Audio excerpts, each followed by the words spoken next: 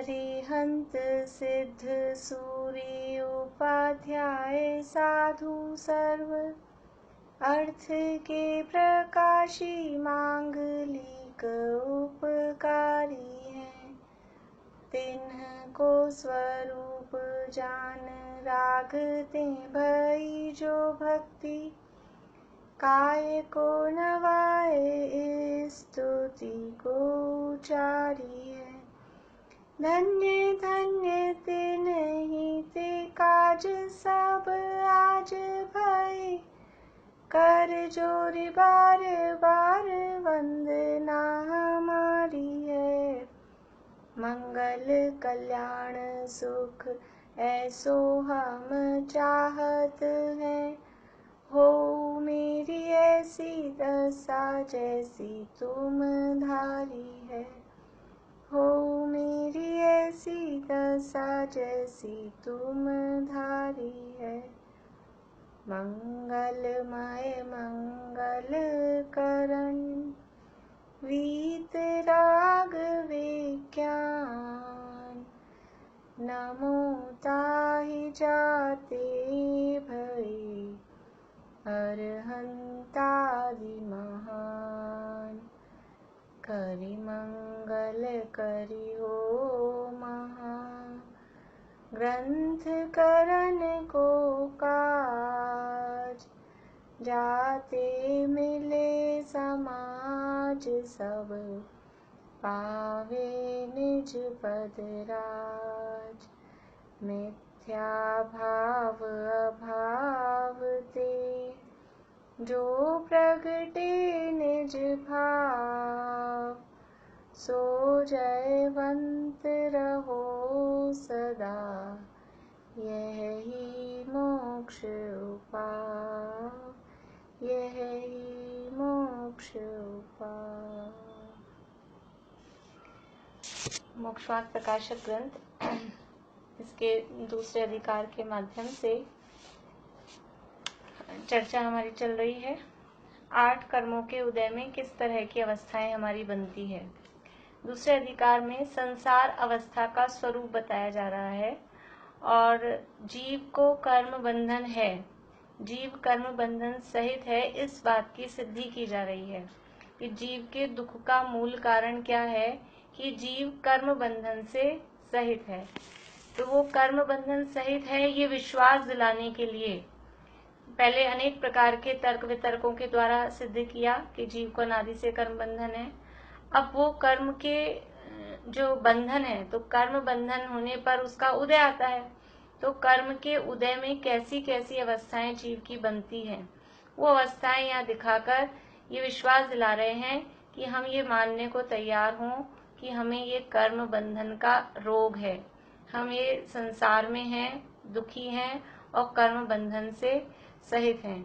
तो वो अवस्थाएं बताकर कि ऐसी ऐसी अवस्थाएं संसारी जीव की होती है और ऐसी अवस्थाएं हमारी हो रही हैं, इसका मतलब है कि हम भी संसारी जीव हैं, कर्म बंधन से सहित हैं। कल हमारी चर्चा नाम कर्म के उदय में जो अवस्थाएं होती हैं उसकी चली थी। पेज नंबर 43 पे नाम कर्म के जितने भी प्रकृतियां हैं, 93 प्रकृतियां हैं, उनके आधार पर अलग अलग कि नाम कर्म के उदय से गति प्राप्त होती है। गति प्राप्त होती है उससे क्या होता है कि उस गति में जाना होता है और वैसे वैसे जीव के भाव होते हैं। जिस गति में जो जीव है उस गति के योग्य जीव के भाव होते हैं। उसके बाद में जाति प्राप्त होती है।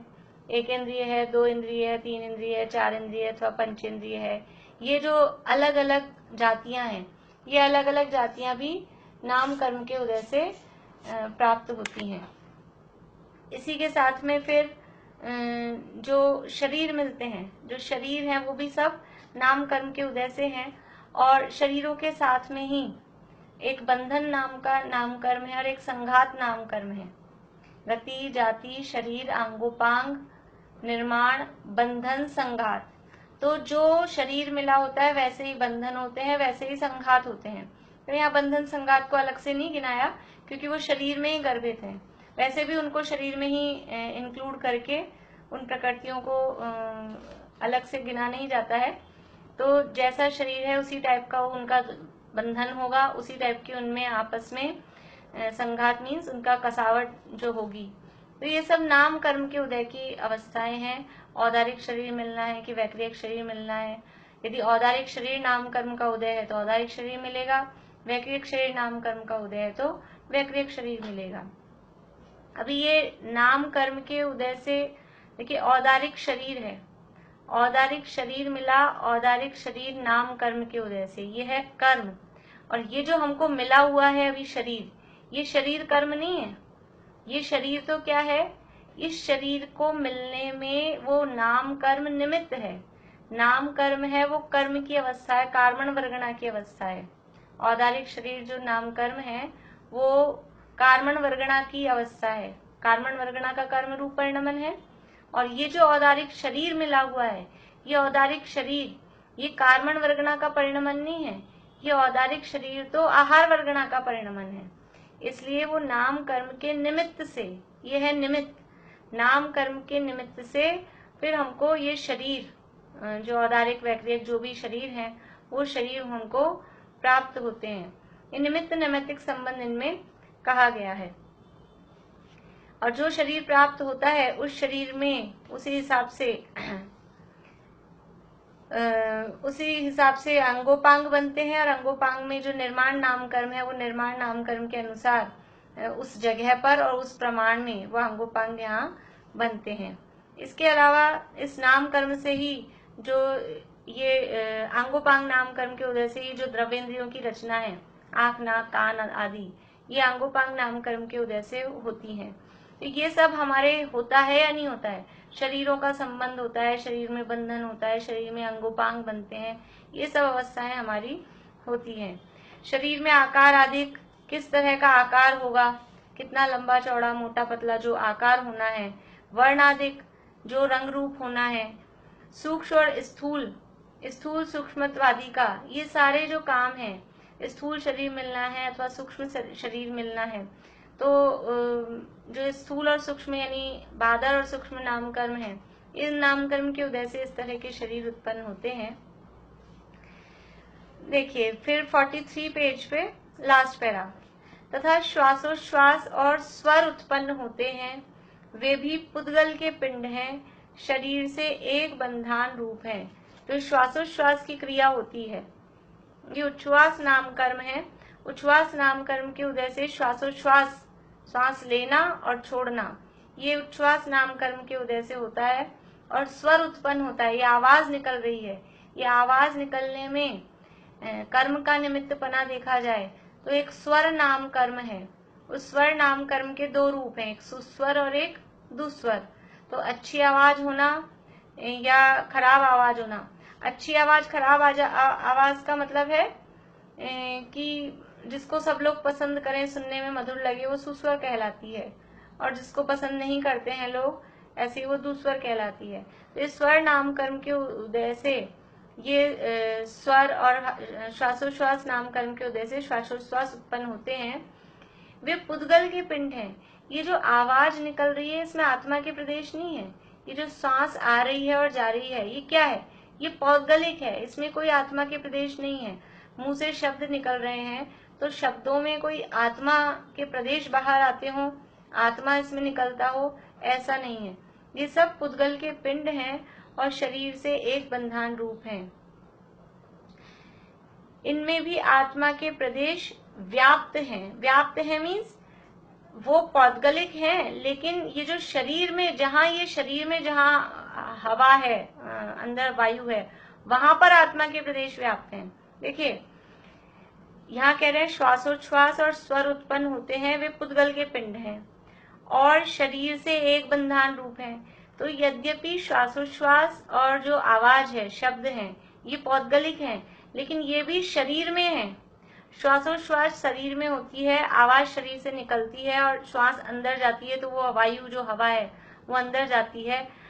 तो ये जो है इनमें भी आत्मा के प्रदेश व्याप्त हैं। जैसे शरीर में आत्मा के प्रदेश व्याप्त हैं, शरीर पुद्गल है, उस पौद्गलिक शरीर में आत्मा के प्रदेश व्याप्त हैं, तो उस शरीर के साथ ही ये श्वासोच्छ्वास है, शरीर में ही है ना, तो उस शरीर में जैसे श्वासोच्छ्वास है तो उसमें वो आत्मा के प्रदेश व्याप्त हैं, शरीर के माध्यम से उसमें वो आत्मा के प्रदेश व्याप्त हैं। वहां श्वासोच्छ्वास तो पवन है, जैसे आहार का ग्रहण करे और आहार को निकाले तभी जीना होता है। जीवन कैसे टिका हुआ है? बाहर में जीवन का निमित्त आहार का ग्रहण, भोजन करना, और भोजन को और निहार को निकालना, यानी भोजन को तो ग्रहण करना और जो वेस्टेज है, जो मलमूत्रादिक है, निहार मीन्स मलमूत्रादिक, जो वेस्ट है, जो शरीर में काम के पदार्थ नहीं है, उनको निकालना, ये दोनों काम जरूरी हैं। अकेले ग्रहण ही ग्रहण करे जाए, कुछ विशिष्ट महापुरुषों को छोड़कर सामान्य जो जीव हैं, सामान्य जनों के लिए यदि वो आहार ग्रहण ही ग्रहण करें और निहार नहीं हो, मलमूत्र नहीं निकले, तो विभिन्न प्रकार की बीमारियां हो जाती हैं और ऐसा भी हो सकता है कि मरण तक हो जाए। और कोई ऐसा हो कि जिनको जो आहार तो ग्रहण करे नहीं और निहार ही निहार हो, लूज मोशन हो जाए, कुछ खा नहीं रहे और लूज मोशन हो गए बहुत, तो क्या होगा? तो भी वो मरण की स्थिति होती है, कमजोरी आ जाती है और मरणासन ऐसी स्थिति हो जाती है। तो कह रहे हैं कि आहार का ग्रहण करे और निहार को निकाले तभी जीना होता है। उसी प्रकार बाह्य पवन को ग्रहण करे और अभ्यंतर पवन को निकाले तभी जीवितव्य रहता है। बाहर से ऑक्सीजन ग्रहण करते हैं, साइंस की भाषा में हम कहें, और कार्बन डाइऑक्साइड बाहर निकालते हैं, तो ग्रहण भी कर रहे हैं और निकाल भी रहे हैं, तब जीना होता है। खाली ऑक्सीजन को ग्रहण ही ग्रहण करते जाए, कार्बन डाइऑक्साइड निकाले ही नहीं, तो भी वो अंदर कार्बन डाइऑक्साइड इकट्ठी हो जाएगी, तो जीवन में शंका हो जाएगी। और खाली निकाले ही निकाले जाएं और अंदर श्वास ग्रहण करे ही नहीं, तो भी वो जीवन बराबर टिका हुआ नहीं रह सकता है। इसलिए श्वासोच्छ्वास जीवितव्य का कारण है। इसलिए जो श्वासोच्छ्वास है, ये श्वासोच्छ्वास प्राण है। 10 प्राणों में जो द्रव्य प्राण हैं, उन 10 प्राणों में श्वासोच्छ्वास को प्राण कहा है। और पर्याप्तियों में भी श्वासोच्छ्वास पर्याप्ति ली गई है। श्वासोच्छ्वास के बिना जीवन टिका हुआ नहीं रह सकता है। जो अपर्याप्त जीव होते हैं उनकी श्वासोच्छ्वास नहीं होती, तो श्वास के 18वें भाग में उनका मरण हो जाता है। इसलिए ये श्वासोच्छ्वास जीवितव्य का यानी जीवित रहने का कारण है। इस शरीर में जिस प्रकार हाड़ मांसादिक हैं, उसी प्रकार पवन जानना। तो जिस तरह से शरीर में हड्डियां हैं, खून मांस आदि जो हैं, शरीर में ये सब है, वैसे ही शरीर में हवा भी है। शरीर में जैसे आयुर्वेद के उसमें बोलते हैं वात, पित्त और कफ, ये 3 चीजें हैं, इनका संतुलन बना रहता है तो बराबर शरीर सही चलता है, तबीयत सही रहती है, सारा कामकाज चलता रहता है। और यदि इनका संतुलन बिगड़ जाए तो तबीयत बिगड़ जाती है। कुछ भी, कभी पित्त की अधिकता हो गई है, कफ की अधिकता हो गई है, या वात यानी वायु की अधिकता हो गई है, तो वायु है, वो वायु जीवन का कारण है। बाहरी द्रव्य रूप से कह रहे हैं, व्यवहार से उस वायु को, पवन को प्राण कहा गया है। जैसे हवा और पानी बाहर में ये प्राण कहे जाते हैं, और ऑक्सीजन को जैसे प्राण वायु कहते हैं, यानी जिससे जीवन चलता है। तो ये जो जिस प्रकार शरीर में हाड़ मांसादिक हैं, उसी प्रकार पवन यानी वायु भी जानना। तथा जैसे हस्तादिक से कार्य करते हैं, वैसे ही पवन से कार्य करते हैं। जैसे हम हाथ पांव से कुछ काम कर रहे हैं, वैसे ही जो शरीर में जो हवा है, जो वायु है, उससे भी काम होता है। क्या काम होता है? देखिए यहीं बता रहे हैं आगे। मुंह में जो ग्रास रखा, उसे पवन से निगलते हैं। हमको लगता है हम हाथ से काम कर रहे हैं, हाथ से भोजन कर रहे हैं, तो भोजन को मुंह से, हाथ से उठाकर मुंह में रखा, इतना काम तो हाथ ने किया। अब ये गले से नीचे उतारने का काम कौन करेगा? वो हवा करेगी। ये अंदर जो हम श्वास लेते छोड़ते हैं, हवा के माध्यम से ये नीचे उतरता है। कभी कभी उसमें गड़बड़ होती है तो हमको धांसी आ जाती है, अगर यानी ऐसा हो, श्वास बराबर जिस समय अंदर लेने के लिए जो श्वास की जो प्रक्रिया होनी चाहिए थी, और उस प्रक्रिया में थोड़ी बहुत गड़बड़ हुए तो या तो वो बाहर निकल जाता है, धांसी आ जाती है, कुछ इस टाइप का कुछ भी गड़बड़ होती है। तो जिस प्रकार हस्तादिक से कार्य करते हैं, वैसे ही पवन से कार्य करते हैं। मुंह में जो ग्रास रखा, उसे पवन से निगलते हैं। मलाधिक पवन से ही बाहर निकालते हैं। देखिए, दो बातें ऊपर कही थी कि ग्रहण, आहार का ग्रहण करना और निहार का निकालना। तो ये आहार का जो ग्रहण हो रहा है ये भी हवा से, पवन से हो रहा है, और जो निहार हो रहा है, मलाधिक बाहर है, उसमें भी पवन का। अभी इतनी गहराई से, यानी शरीर विज्ञान का भी इतनी गहराई से हमने तो कभी सोचा ही नहीं होगा। ये जो हमारे काम हो रहे हैं ये सब हवा के माध्यम से हो रहे हैं। यद्यपि हम उस चीज को यूज लेते हैं, लेकिन हम इतना ध्यान नहीं देते इन बातों में कि ये सब, जैसे कभी कभी ऐसा होता है, छोटे बच्चों के साथ होता है, बच्चे दवाई नहीं लेते हैं, दूध नहीं पीते हैं। तो पुराने जमाने में तो बहुत होता था, आजकल का तो कि दूध की चम्मच मुंह में रखी, चम्मच से पिलाना, बॉटल से नहीं पी रहे हैं, तो वो पिएगा नहीं, तो उसकी नाक बंद कर दी, और नाक बंद करके अंदर रखी, और फिर बाद में वो सांस रुक जाती है उसकी, फिर नाक खोलते हैं तो वो सांस लेगा अंदर, तो उस सांस के साथ वो दवाई भी या दूध भी जो भी है वो अंदर चला जाता है। ये पवन से निगलना, इस तरह से ग्रहण करना हवा के माध्यम से। हम डेली भी, रोज भी जो खा रहे पी रहे हैं वो ऐसे हवा के माध्यम से ही, जब हम सांस अंदर लेते हैं तो उसके माध्यम से ही वो अंदर जाता है। और बाहर निकालने का भी जो काम है उसमें भी वो हवा के प्रेशर से ही, हवा के माध्यम से ही वो बाहर निकलता है। वैसे ही अन्य जानना। तथा नाड़ी, वायु रोग, वायुगोला इत्यादि को पवन रूप शरीर के अंग जानना। ये नाड़ी चलती है, ये क्या है? ये श्वासोश्वास, वो अंदर हवा, हवा का जो प्रेशर है उसके माध्यम से ये नाड़ी है। वायु रोग हो जाता है, वायुगोला हो जाता है, अंदर गैसेस बनती हैं। ये सब क्या है? गैस क्यों बनती है? कि अंदर गैस है, गैस मीन्स हवा। ऑक्सीजन एक गैस है, कार्बन डाइऑक्साइड एक गैस है, और भी नाइट्रोजन वगैरह जो जो भी होती होंगी, वो गैस, गैस का मतलब ये हवा। तो ये जो गैसेस हैं ये सब शरीर के अंग है, पवन रूप शरीर के अंग जानना। Page number 44। स्वर है वह शब्द है। अभी ये श्वासोच्छ्वास की बात बताई हवा के, पवन के माध्यम से। अब बता रहे हैं स्वर। दो लिए थे, एक श्वासोच्छ्वास और एक स्वर। तो स्वर की बात बता रहे हैं कि स्वर है वह शब्द है।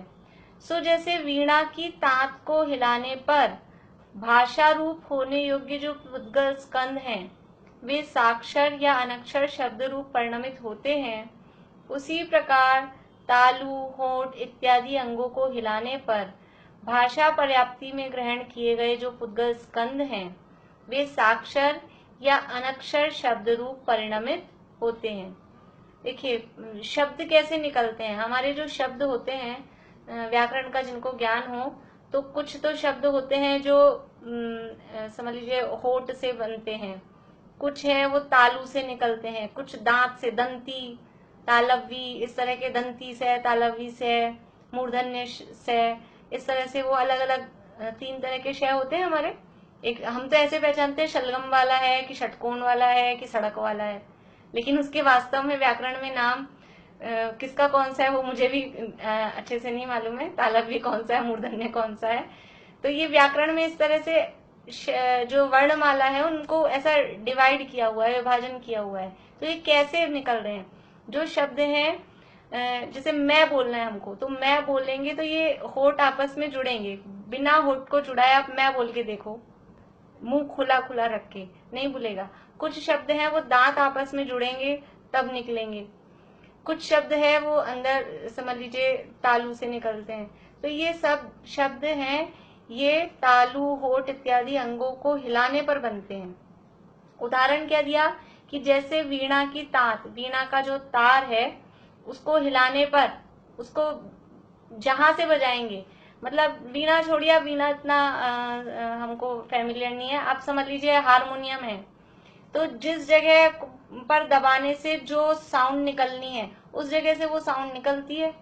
यहाँ इधर इधर दबाएंगे तो कुछ, कहीं सा है, कहीं रे है, कहीं गा है। वो संगीत, वंदना भाभी को पता होगा शायद कुछ ज्यादा इन मामलों में, कि वो उसी जगह वो शब्द निकलेंगे। ऐसे ये वीणा की तात को हिलाने पर भाषा रूप होने योग्य जो पुद्गल स्कंद हैं वे साक्षर या अनक्षर रूप परिणमित होते हैं। यानी भाषा कैसे बनती है? जैसे हमने मुंह से बोला या हमने वीणा को हिलाया, तो वो वीणा में जो वो तार हिला है उसके आपस में वो जो घर्षण हुआ है, और वहां पर कुछ होते हैं भाषा वर्गणा के परमाणु। शब्द निकलने के लिए एक अलग उसका रॉ मटेरियल है। शब्द बनने रूप जो रॉ मटेरियल है वो अलग है। जैसे कर्म बनने रूप रॉ मटेरियल वो अलग है, उसका नाम कार्बन वर्गणा है। ऐसे ही शब्द बनने का जो रॉ मटेरियल है उसका नाम है भाषा वर्गणा। तो वहां जो भाषा वर्गणा के परमाणु हैं वो वहां शब्द रूप परिणमित होते हैं। जैसे कि मैं अभी यहाँ बोल रही हूँ, तो मैं यहाँ बोल रही हूँ, तो यहाँ जो भाषा वर्गणा के परमाणु हैं वो शब्द रूप परिणमित हो रहे हैं। अब आपको जो आवाज आ रही है, आपको आवाज कौन सी आ रही है? कि जो मेरे शब्द निकले हैं, ये जो भाषा वर्गणा के परमाणु यहाँ हैं, वही चल चल के आप लोगों के पास जा रहे हैं। अगर ऐसा हो तो किसी एक के पास एक शब्द पहुंचेगा, दूसरे के पास दूसरा शब्द पहुंचेगा, पूरी क्लास कैसे सुन पाएंगे? 10, 12, 15 लोग जितने भी हैं, पूरी क्लास नहीं सुन पाएंगे ऐसे। तो होता क्या है कि यहाँ से हमने बोला और आपके कान के पास में जो भाषा वर्गणा के परमाणु हैं, वो भाषा वर्गणा के परमाणु उस शब्द रूप परिणमित होते हैं। ये ऐसा निमित्त नैमित्तिक संबंध है। ये पुद्गलों में इस तरह का संबंध है। अभी हमने जो क्लास की जो लिंक है उस लिंक को क्लिक किया तो यही वाली क्लास खुलेगी। MMP वाली लिंक को क्लिक करेंगे तो मोक्षमा प्रकाशक वाली अभी क्लास चालू होगी। द्रव्य संग्रह वाली लिंक को क्लिक करेंगे तो द्रव्य संग्रह वाली, उसमें भी 1 नंबर की है या 2 नंबर की है। तो ये आपस में इनमें निमित्त नैमित्तिक संबंध है कि जिसको हम दबाते हैं वही निकलता है। ऐसे ही यहाँ जो शब्द हैं, तो जो शब्द बोले गए और वहां जो परमाणु हैं वो परमाणु उसी शब्द रूप परिणमित करते हैं। मैं जो यहाँ शब्द बोल रही हूँ, इस तरह का नैमित्तिक संबंध है कि मैंने बोला शब्द तो आपको सुनाई दे रहा है शब्द। और कभी कभी ऐसा होता है कि मैंने बोला शब्द और आपको सुनाई दे जैसे कुछ और, मैंने बोला घट और सुनाई दे पट। तो कभी कभी वो गड़बड़ क्यों होती है कि जो मैंने बोला है वो तो यहाँ तो बोला है, लेकिन आपके वहां जो भाषा वर्गणा के परमाणु हैं वो पट रूप परिणमित हुए हैं, इसलिए वो सुनने में गड़बड़ होती है। तो यहाँ क्या कह रहे हैं कि जो शब्द हैं, ये शब्द हैं, ये भाषा वर्गणा का परिणमन है। और ये जो शब्द हम बोल रहे हैं ये हमें भाषा पर्याप्ति, जिस समय जीव का जन्म होता है, एक भव से दूसरे भव में पहुंचे और वहां जन्म हुआ, विग्रह गति का काल पूरा होते ही जन्म हुआ, तो जन्म लेते ही सबसे पहला क्या काम करना पड़ता है? यानी अभी शरीर भी नहीं बना है, कुछ भी नहीं है, वहां जीव को काम करना पड़ता है कि उसको शक्तियां इकट्ठी करनी पड़ती है जिससे कि वो आहार वर्गणाएं ग्रहण कर सके, शरीर बना सके, इंद्रियां बना सके, भाषा बना सके, श्वासोश्वास ले सके। इस तरह की शक्ति, केवल शक्ति, वो शक्ति यानी कि परमिशन, परमिट, वो परमिट ले सके, उस परमिट का नाम है पर्याप्ति। तो जो जितने इंद्रिय जीव है उस हिसाब से उसको ये परमिशन या ये पर्याप्तियां प्राप्त होती हैं। तो भाषा पर्याप्ति कहाँ से होती है? कितने इंद्रिय जीव को होती है भाषा पर्याप्ति? भाषा पर्याप्ति कितने इंद्रिय जीव को होती है? बोलिए वंदना भाभी।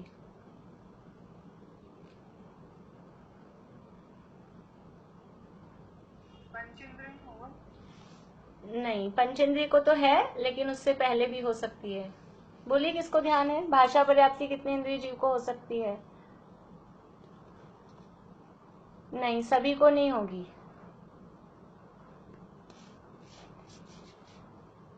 प्रीति कहाँ है? प्रीति,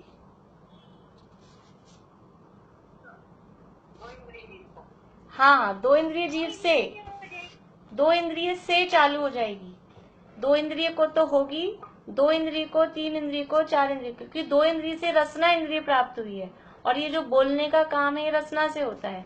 तो भाषा पर्याप्ति 2 इंद्रिय जीव से स्टार्ट हो जाएगी। 2 इंद्रिय, 3 इंद्रिय, 4 इंद्रिय, पंचेंद्रिय, सभी को भाषा पर्याप्ति होगी, 1 इंद्रिय जीव को नहीं होगी।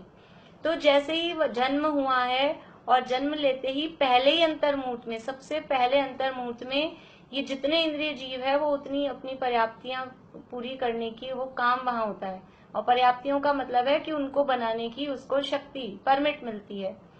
तो वहां जो भाषा पर्याप्ति में जो पुद्गल के स्कंध ग्रहण किए थे, यानी वो जो शक्ति प्राप्त की थी, उस शक्ति से अब ये जीवन भर काम आती है। वो जो शक्ति वो फर्स्ट अंतर्मूर्त में जो प्राप्त की, आहार की, शरीर की, इंद्रियों की, भाषा और श्वासोच्छ्वास, आहार, शरीर, इंद्रिय, श्वासोच्छ्वास, भाषा और मन, ऐसा आहार, शरीर, इंद्रिय, श्वासोच्छ्वास, भाषा और मन। तो एक इंद्रिय जीव को होती है 4 पर्याप्तियां, पर्याप्त जीव को, आहार, शरीर, इंद्रिय और श्वासोच्छ्वास, और 2 इंद्रिय से लेकर और असैनी पंचेंद्रिय तक होगी 5 पर्याप्तियां, आहार, शरीर, इंद्रिय, श्वासोच्छ्वास और भाषा, और सैनी पंचेंद्रिय को 6 पर्याप्तियां। हाँ स्वाति, कुछ पूछना है?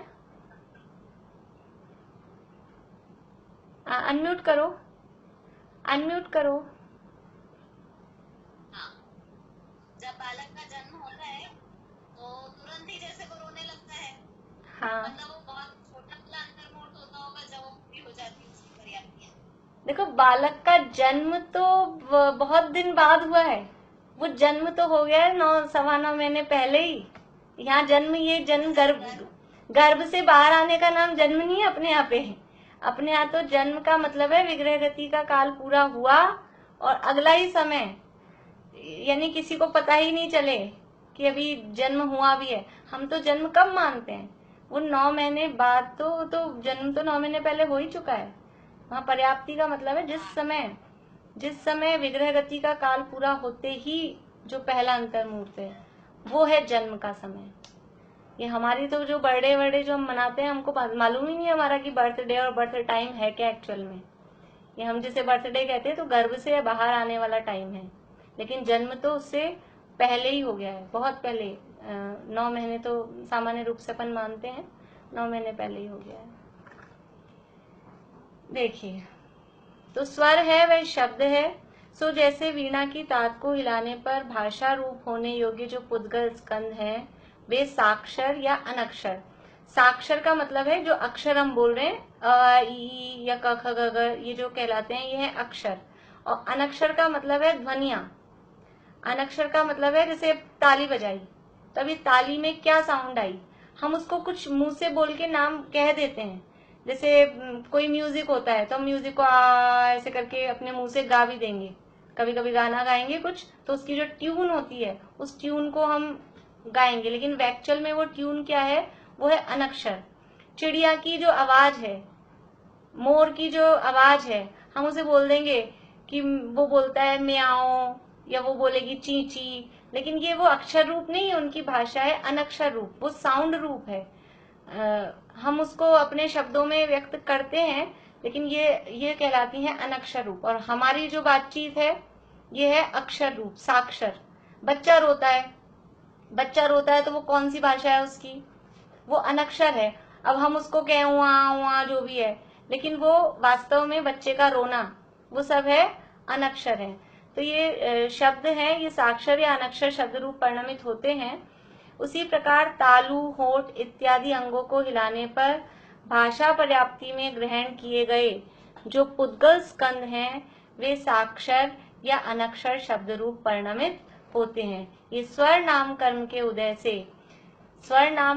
उदय से, लेकिन साथ साथ में क्या मिलता है, बहुत सारी चीजें उसमें काम देती हैं कि स्वर नाम कर्म का उदय है, फिर भाषा पर्याप्ति उसमें साथ में है, उस तरह के अंगोपांग नाम कर्म का उदय भी चाहिए बोलने के लिए बराबर। और समझ लीजिए साथ में वचन योग, एक योग मार्गणा के अंतर्गत जब हम योग की बात करते हैं तो वचन योग भी होना चाहिए। और वो सारी बातें जब कॉम्बिनेशन मिल जाते हैं तो ये जो शब्द हैं, जो हमारी भाषा है, वो शब्द रूप परिणमित होती है। इतना आप ध्यान रख लीजिए कि कोई भी, जैसे हमने कल भी देखा था कि हमको जानने का काम हो रहा है, तो अकेला एक कर्म के उदय से ही काम नहीं होता है। एक कार्य होने में अनेक कारण लगते हैं, पर एक मुख्य कारण की अपेक्षा से हम कह देते हैं मति ज्ञानावरण कर्म के श्रेय उपशम से ज्ञान है, लेकिन जब ज्ञान होता है तब बहुत सारी बातों का कॉम्बिनेशन होता है। ऐसे ही जब शब्द निकलते हैं तो बहुत सारे उसमें चीजों का कॉम्बिनेशन साथ में निमित्त होता है। देखिए अब आगे है, शुभ अशुभ गमनादिक होते हैं। देखिए नामकरण की प्रकृतियां चल रही है, गति, जाति, शरीर, अंगोपांग, निर्माण, बंधन, संघात, संस्थान, सहनन की बात अभी आगे आएगी। स्पर्श रस गंध वर्ण की हो गई है। स्पर्श रस गंध वर्ण आनुपूर्वी, आनुपूर्वी समझ लीजिए वो विग्रह गति वाली बात है, वो यहाँ भी नहीं ली है। फिर आनुपूर्वी अगुरु लघु उपघात परघात आतप उद्योत उच्छ्वास, तो उच्छ्वास को लिया। कुछ प्रकृतियां हैं वो जैसे समझ लीजिए एक इंद्रियादिक में यूज आती हैं, तो उनको ज्यादा यहाँ नहीं बताया, क्योंकि हम ऐसा बताया कि मनुष्य समझ रहे हैं, मनुष्य ही समझाने वाले हैं, तो मुख्य प्रकृतियों को यहाँ गिनाया। तो एक है विहायोगति नामकर्म। विहायोगति नामकर्म से क्या होता है, गमन होता है। हम जो चल रहे हैं, हमारे चलने में भी कर्म का उदय वो निमित्त बनता है। कैसे चलते हैं हम, कि एक विहायोगति नाम कर्म का उदय हमारे होता है। और ये विहायोगति नाम कर्म दो प्रकार का है, एक प्रशस्त विहायोगति और एक अप्रशस्त विहायोगति। प्रशस्त चाल यानी अच्छी चाल, शुभ चाल, और एक है अशुभ चाल। विहायोगति यानी हमारी चाल, हम जो गमन करते हैं। तो समझ लीजिए हाथी की, बैल की ये चाल प्रशस्त कही जाती है, और ऊंट की कैसा टेढ़ा मेढ़ा सा चलता है, तो वो अप्रशस्त चाल कही जाती है। हमारी भी अपने में भी समझ लीजिए, मनुष्यों में भी किसी की चाल तो अच्छी, उसको बड़ाई करेंगे, समझ लीजिए उसकी प्रशंसा करेंगे, और किसी की चाल कुछ ऐसी होगी टेढ़ी मेढ़ी, तो उसकी हंसी उड़ाएंगे। तो ये क्यों है कि हमारी चाल की लोग प्रशंसा करें या हमारी चाल की हंसी उड़ाएं। ये कैसे होगा कि यदि प्रशस्त विहायोगति नाम कर्म का उदय है तो वो प्रशंसा के योग्य होगी, और यदि अप्रशस्त विहायोगति नाम कर्म का उदय है तो वो समझ लीजिए हंसी का पात्र बनेंगे। तो ये शुभ अशुभ गमनादिक होते हैं। यहाँ ऐसा जानना कि जैसे दो पुरुषों को एक दंडी बेड़ी है, एक दंडी बेड़ी मीन्स दो व्यक्ति हैं, दो पुरुष हैं, और उनको एक बेड़ी से बांध दिया है। जैसे हथकड़ी के दो वो होते हैं ना, ऐसे दोनों हाथ में बांधते, तो ऐसा किया कि एक हाथ तो इसका बांधा और एक हाथ दूसरे का बांध दिया। अभी एक डंडा, एक दंडी बेड़ी यानी एक ही दोनों का जोड़ है, और एक रस्सी से दोनों को बांध दिया गया है। समझ लीजिए कि जैसे एक बैलगाड़ी है, एक बैलगाड़ी में वो एक ही है उनका, वो दो बैल एक साथ लगा दिए, तो एक दंडी बेड़ी है। वहां एक पुरुष गमनादिक करना चाहे और दूसरा भी गमनादिक करे तो गमनादिक हो सकते हैं। दोनों में से एक बैठा रहे तो गमनादिक नहीं हो सकते, तथा दोनों में एक बलवान हो तो दूसरे को भी घसीट ले जाए। जैसे बैलगाड़ी है, अब बैलगाड़ी में एक बैल तो सोचे मैं बैठा हूं, और एक बैल सोचे कि चलो, तो एक चलने लग जाए और एक बैठा रहे तो काम नहीं चलेगा, दोनों को चलना पड़ेगा, दोनों का मेल बराबर होना चाहिए। ऐसा हो सकता है, ऐसा जरूर हो सकता है उसमें कि यहाँ जो कहा कि दोनों में से एक बलवान हो, तो एक बलवान होगा तो दूसरे को घसीट के ले जाएगा। तो एक गमनादिक करना चाहे तो दूसरा भी करे, और तब तो काम हो सकता है। दोनों एक बेड़ी से बंधे हुए हैं, दो पुरुष हैं, तो दोनों को एक साथ ही काम करना पड़ेगा, और दोनों में से एक बैठा रहे तो गमनादिक नहीं हो सकते, तो दोनों में से एक बलवान हो तो एक दूसरे को भी घसीट ले जाए। यानी हमारा ये उदाहरण किसके लिए दे रहे हैं, किसके लिए दे रहे हैं उदाहरण, कि ये जो हमारा शरीर, हमारा कहते हैं कि जिस शरीर में मैं हूँ, ये हमारा शरीर, और अंदर जो मैं आत्मा जीव हूँ, ये दोनों क्या है, ये एक दंडी बेड़ी से बंधे हुए हैं। ये एक साथ दोनों इस बैलगाड़ी में जुटे हुए हैं। एक तो है जीव और एक है शरीर अनंत पुद्गल परमाणुओं का पिंड। ये दो अलग अलग द्रव्य हैं, दो अलग अलग वस्तुएं हैं, लेकिन दोनों एक जगह पे बांध दिया गया है दोनों को। अब ऐसा हो सकता है शरीर तो जाए, शरीर की इच्छा है घूमने फिरने की, तो शरीर तो जाए और आत्मा यहीं रह जाए, या फिर आत्मा की इच्छा है मंदिर जाने की, तो आत्मा तो जाए और शरीर यहीं बैठा रहे। ऐसा नहीं हो सकता। ये दोनों को ही साथ जाना पड़ेगा, दोनों में से एक यहाँ बैठा रहे और एक चला जाए, ऐसा नहीं हो सकता। फिर क्या होता है, देखिए आगे। और उसी प्रकार आत्मा के और शरीरादिक रूप पुद्गल के एक क्षेत्रावगाह रूप बंधन है। वहां आत्मा हलन चलनादिक करना चाहे और पुद्गल उस शक्ति से रहित हुआ हलन चलन न करे, अथवा पुद्गल में तो शक्ति पाई जाती है परंतु आत्मा की इच्छा न हो तो हलन चलनादिक नहीं हो सकते। आत्मा हलन चलनादिक करना चाहे लेकिन पुद्गल है वो शक्ति से रहित हुआ। अभी शाम तक सबकी बैटरी लो हो जाती है। आज ही मुझे कोई कह रहे थे फोन पे कि बोले रात की क्लास में तो ऐसा लगता है कि बस थक जाते हैं दिन भर के। अब चाहते तो हैं कि हम बैठ के सुने लेकिन झपकी आने लगती है, थकान लगने लगती है। ये क्या हो रहा है कि ये दोनों क्योंकि दोनों एक साथ बंधे हुए हैं तो कभी जो हावी होता है उसके हिसाब से काम होता है। कभी तो आत्मा की इच्छा प्रबल होती है कि नहीं हमें बैठ के रखना है तो हम बैठ के ध्यान से सुनते हैं, और कभी कभी वो शरीर हावी हो जाता है, वो थकान हावी हो जाती है तो गायब हो जाते हैं और फिर लगता है कि छोड़ो, बैठते भी नहीं है। और अगर जो ये रात की क्लास में अगर वीडियो ऑफ करके और लेट के अगर सुने तो फिर निश्चित रूप से जाने ही वाले हैं क्योंकि टाइम हो ही जाता है, लेट हो ही जाते हैं, दिन भर सब थक जाते हैं। तो ये क्या है, दोनों का ऐसा निमित्त नैमित्तिक संबंध है, दोनों एक साथ बंधे हुए हैं। तो आत्मा कोई काम करना चाहे लेकिन पुद्गल उस शक्ति से रहित हुआ हलन चलन न करे, अथवा पुद्गल में तो शक्ति पाई जाती है परंतु आत्मा की इच्छा न हो तो हलन चलन नहीं हो। जैसे समझ लीजिए कि शरीर में पैरालिसिस हो गया तो वहां आत्मा की जीव की इच्छा बहुत है, हाथ उठाएं पैर उठाएं, लेकिन वहां जो शरीर है पुद्गल है वो शक्ति से रहित हुआ है तो वो हाथ पांव आदि उठते नहीं है। और अभी समझ लीजिए कि शरीर में तो शक्ति है कि हम चाहें जितना उठाए रखें घूमे फिरें, लेकिन आत्मा की इच्छा ही नहीं, जीव की इच्छा ही नहीं है। पड़े ही रहने में मजा आता है, एसी चल रहा है और बैठे रहो। शक्ति तो बहुत है कि 5 किलोमीटर चल के आ जाए, लेकिन नहीं है इच्छा तो बैठे रहते हैं। तो कभी तो शरीर के हिसाब से जीव परिणमित हो जाता है, कभी जीव के हिसाब से शरीर परिणमित होता है। दोनों का ऐसा निमित्त नैमित्तिक संबंध है, लेकिन ऐसा नहीं हो सकता है कि शरीर का परिणमन कहीं और जा रहा हो और जीव का परिणमन कहीं और जा रहा हो। दोनों में से अब जिसका भी प्रबल होता है उस हिसाब से वो परिणमन वहां पाया जाता है। देखिए फिर से एक बार ऊपर से पढ़ते हैं। उसी प्रकार आत्मा के और शरीराधिक रूप पुद्गल के एक क्षेत्रावगाह रूप बंधान है। वहां आत्मा हलन चलन आदि करना चाहे और पुद्गल उस शक्ति से रहित हुआ हलन चलन न करे, अथवा पुद्गल में तो शक्ति पाई जाती है परंतु आत्मा की इच्छा न हो तो हलन चलन आदि नहीं हो सकते, तथा इनमें पुद्गल बलवान होकर हलन चलन करे तो उसके साथ बिना इच्छा के भी आत्मा हलन चलन करता है। कभी एक तो होता है पैरालिसिस लकवा, उसमें जीव चाहता है तो भी हाथ पांव नहीं हिलते हैं, और एक दूसरा रोग होता है पार्किंसंस या कहें कंप रोग।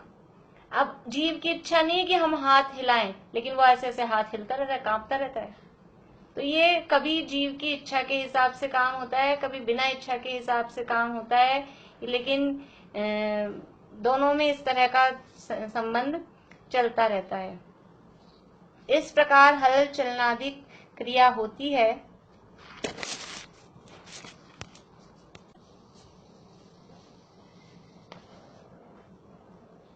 तथा इनमें पुद्गल बलवान होकर हलन चलन करे तो उसके साथ बिना इच्छा के भी आत्मा हलन चलन करता है।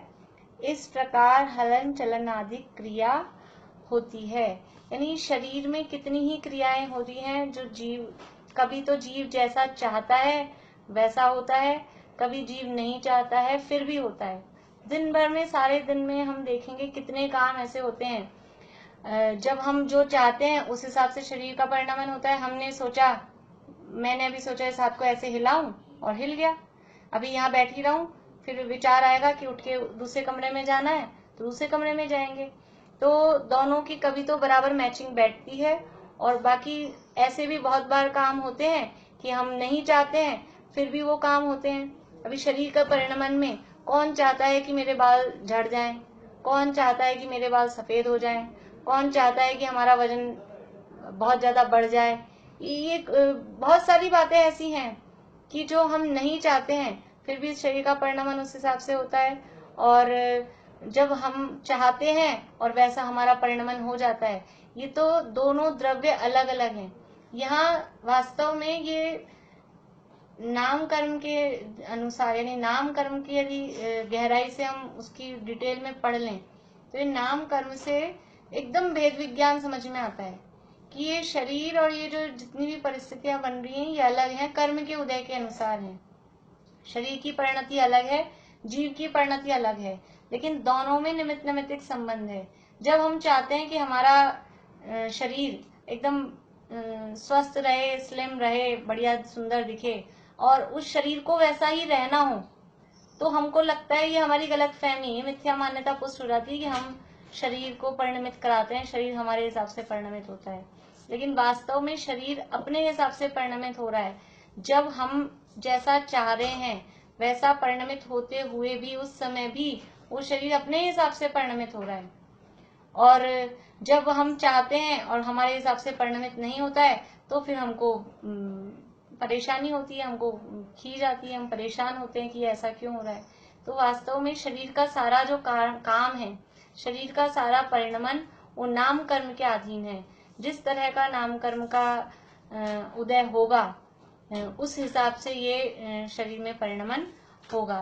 तो यहाँ गमन जो विहायोगति नाम कर्म है उसके हिसाब से जो शरीर का गमन हो रहा है, जैसा नाम कर्म है विहायोगति नाम कर्म का उदय है उस हिसाब से वैसी चाल होगी, वैसा परिणमन होगा। विहायोगति का अर्थ अकेला चलना ही नहीं है। यहाँ जो इतनी सारी बातें बताई ना, खाली एक जगह से दूसरी जगह पैर से उठ के चलना इसी का नाम नहीं। ये जो हाथ भी हिल रहा है ये भी विहायोगति है। जो इधर से उधर जा रहा है ना, हाथ यहाँ से यहाँ गया तो ये गमन हुआ उस हाथ का। तो ये भी सब काम विहायोगति नाम कर्म के उदय से होता है।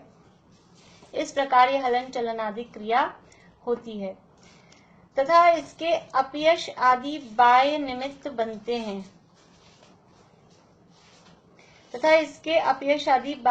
बनते हैं इस प्रकार ये कार्य उत्पन्न होते हैं, उनसे मोह के अनुसार आत्मा सुखी दुखी भी होता है। और नाम कर्म की समझ लीजिए और जो प्रकृतियां हैं उन सबको समेटता हुआ यहाँ समेटते हुए कहा जो अंतिम है यशस कीर्ति। ये जी हमारा यश होना है कि अपयश होना है, किसी चीज में हमको बड़ाई मिलनी है या हमारी निंदा होनी है, ये सब काम भी किससे होगा? ये सब काम भी नाम कर्म के उदय के अधीन है। काम बहुत अच्छा किया लेकिन दुनिया में अपयश हो गया, बुराई मिल गई।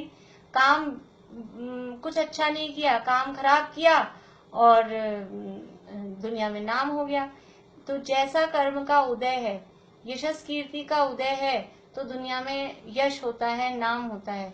और अपयश कीर्ति का उदय है तो अपयश की प्राप्ति होती है, निंदा होती है।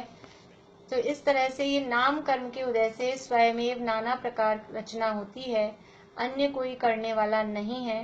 तथा तीर्थंकर आदि प्रकृति यहाँ है ही नहीं। क्यों नहीं है?